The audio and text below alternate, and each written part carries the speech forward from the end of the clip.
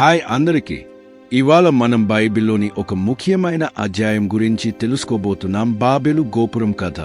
ఇది ఆదికాండం 11వ అధ్యాయం.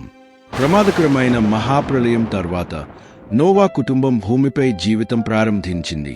కాలం గడిచింది, ప్రజలు పెరిగారు. వాళ్ళందరూ ఒకే భాష మాట్లాడేవారు. ఒక్కటే మాట, ఒక్కటే ఉద్దేశం. ఒకరోజు ప్రజలు ఈటుగా చెప్పుకున్నారు, మనమంతా కలిసి ఒక గొప్ప నగరం నిర్మిద్దాం. ఆకాశానికే ఎగసే గోపురం కట్టుదాం. మనకి పేరొస్తుంది. వాళ్ళు షీనార్ అనే భూభాగానికి వచ్చి ఇటుకలు తయారు చేసి ఘనంగా నిర్మాణం మొదలుపెట్టారు. ప్రతి ఒక్కరూ ఎంతో శ్రమించారు. అది దేవుని కంటే తమను గొప్పవాళ్లుగా చూపించాలనే ప్రయత్నం. ఇది గర్వం, తమ శక్తి మీదే ధీమా.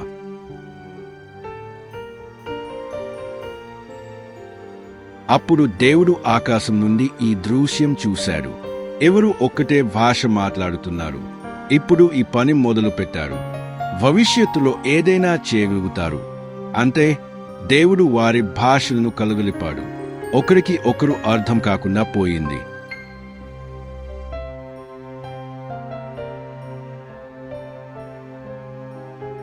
ఒకడు ఎటుక తీసుకురా అంటుంటే ఇంకొక్కడు అర్థం చేసుకోలేకపోయాడు. గందరగోళంగా మారింది. పనులు ఆగిపోయాయి. అలా ఆ గోపుర నిర్మాణం ఆగిపోయింది. ప్రజలు భూమి మీద చెదిరిపోయారు.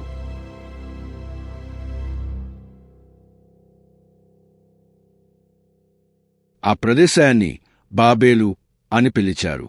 అక్కడే దేవుడు వారి భాషలు కలిపాడు. వారిని భూమిపై విస్తరింపజేశాడు. ఈ కథ మనకి చెబుతుంది, మన గర్వం దేవుని ముందు నిలవదు. దేవుని యోచనలు ఎప్పుడూ మనకంటే ఉన్నతమైనవి. అందుకే మనం దేవునిపై ఆశ్రయించి తన యోజనలో నడవాలి.